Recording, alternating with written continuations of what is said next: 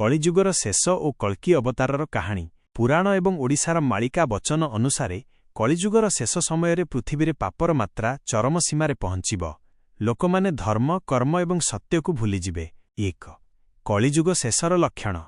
ମାଳିକାରେ ଲେଖାଅଛି ଯେ ଯେତେବେଳେ କଳିଯୁଗ ଶେଷ ହେବାକୁ ଥିବ, ସେତେବେଳେ ପ୍ରକୃତି ନିଜର ରୂପ ବଦଳାଇବ। ଅଦିନିଆ ବର୍ଷା ଓ ବାତ୍ୟା, ବିନା ଋତୁରେ ଝଡ଼ ବର୍ଷା ହେବ। ଜଗନ୍ନାଥ ସଂସ୍କୃତିରେ ପରିବର୍ତ୍ତନ। କୁହାଯାଏ ଯେ ଶ୍ରୀମନ୍ଦିରର ନେତ୍ର ଉଡ଼ିଯିବ, 22 ପାହାଚ ପର୍ଯ୍ୟନ୍ତ ସମୁଦ୍ର ପାଣି ମାଡ଼ି ଆସିବ। ମଣିଷର ବ୍ୟବହାର। ପୁଅ ବାପାର କଥା ଶୁଣିବ ନାହିଁ କି ଶିଷ୍ୟ ଗୁରୁଙ୍କୁ ମାନିବ ନାହିଁ।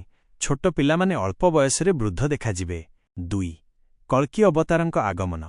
ଯେତେବେଳେ ପୃଥିବୀ ଏହି ପାପର ଭାର ସହିପାରିବ ନାହିଁ, ସେତେବେଳେ ଭଗବାନ ବିଷ୍ଣୁ ନିଜର 10ମ ଅବତାର କଳ୍କି ରୂପରେ ପ୍ରକଟ ହେବେ। ସେ ଏକ ଧଳା ଘୋଡ଼ା, ଯାହାର ନାମ ଦେବଦତ୍ତ ଉପରେ ବସି ଆସିବେ। ତାଙ୍କ ହାତରେ ଏକ ଚକ୍ କରୁଥିବା ଖଣ୍ଡା ଥିବ। ସେ ଓଡ଼ିଶାର ଯାଜପୁର ବା ସମ୍ବଲ ଗ୍ରାମରୁ ନିଜର ଅଭିଯାନ ଆରମ୍ଭ କରିବେ ବୋଲି ଅନେକ ବିଶ୍ୱାସ କରନ୍ତି। 3. ଅଧର୍ମର ବିନାଶ ଓ ସତ୍ୟଯୁଗର ଆରମ୍ଭ।